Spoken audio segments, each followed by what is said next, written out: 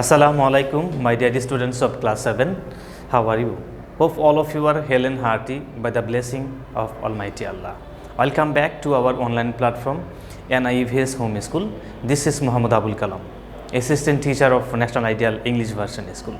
Dear learners, today I am going to conduct an agriculture studies class for the students of class 7. Let's see what will be our today's topic.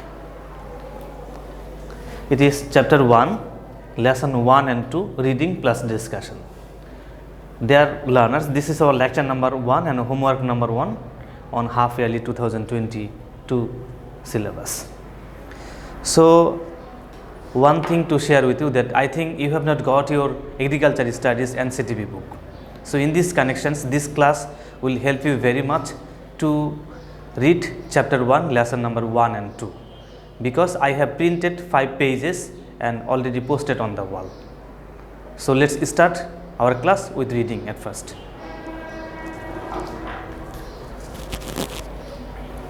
Chapter 1 title is Agriculture and Our Culture. Agriculture has a relationship with culture. The history of human society has marched forward with peoples adopting agriculture.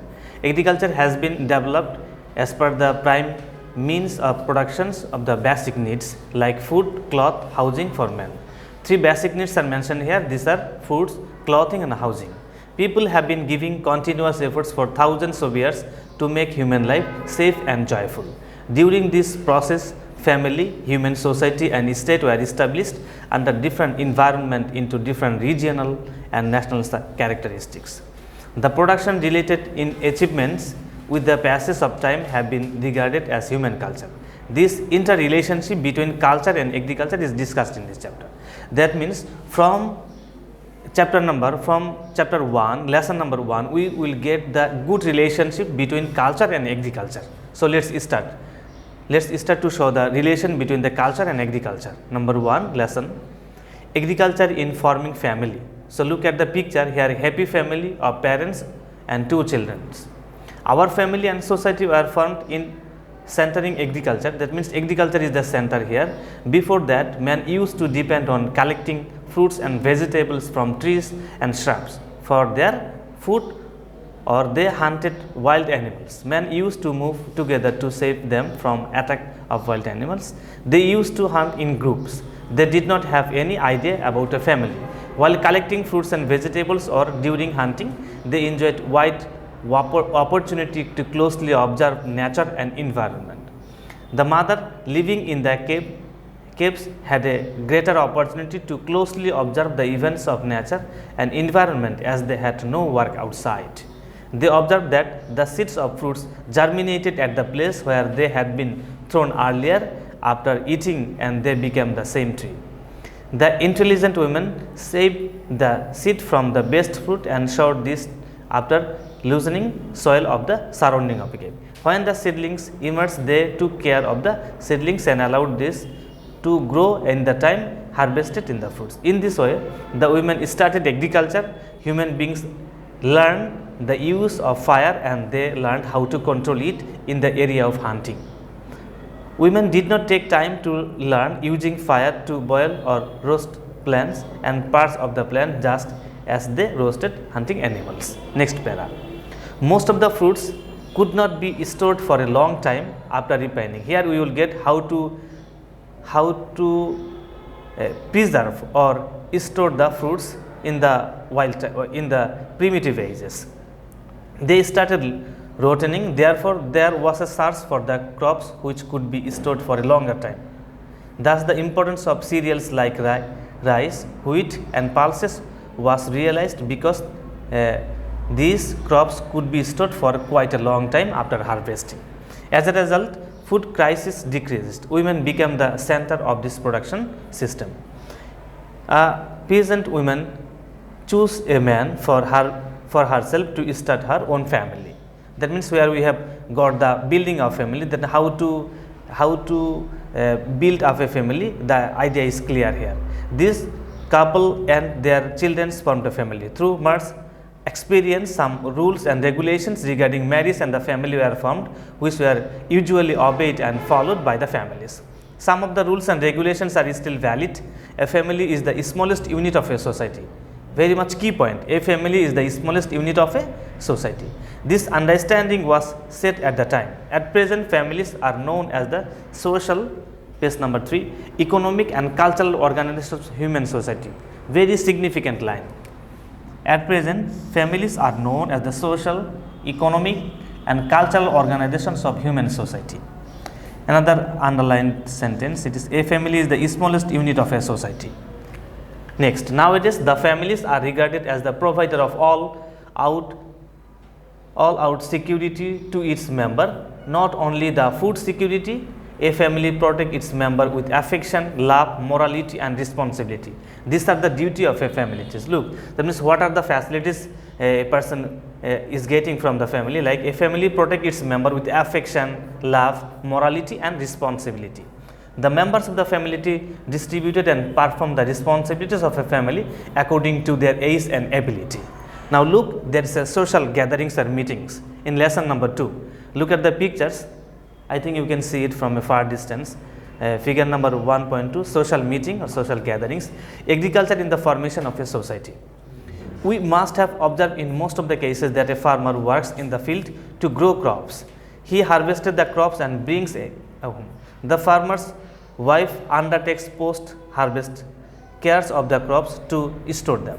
The rural women raise poultry in the household. Most of the cases, the male farmers take the charge of animal farm, poultry farms for his agricultural productions.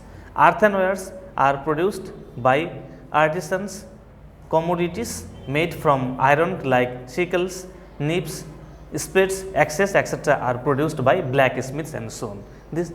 Here we have got some agricultural tools, okay, which are prepared or made or produced by the blacksmiths. In the early age, the family members distributed family responsibility among themselves according to their respective abilities. The initiated division of the labor among the people of a society. Division of labor played a role in the forming of a society. Another significant line. Division of a labor played a role in forming of a society. In courses of time, the family started growing bigger and the number of the families increased. By nurturing crops, men learned boosting of agricultural productions. They also gathered experiences in long time stories of agricultural product. As a result, the area and function of agriculture expanded faster. To adjust themselves with this growth in agriculture, certain changes came along in the human habits and habitats. Now we will go to next page, page number 4. Today up to lesson number 2, that means page number 5 up to here, we will read and discuss.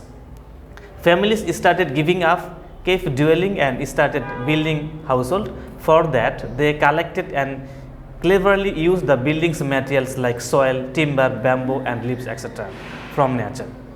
Several households formed a village. Agriculture made people conscious of environment as they observed that raising crops depends on seasonal changes. Okay, look here, raising crops depends on seasonal changes. Thus, farmer learned about cropping seasons.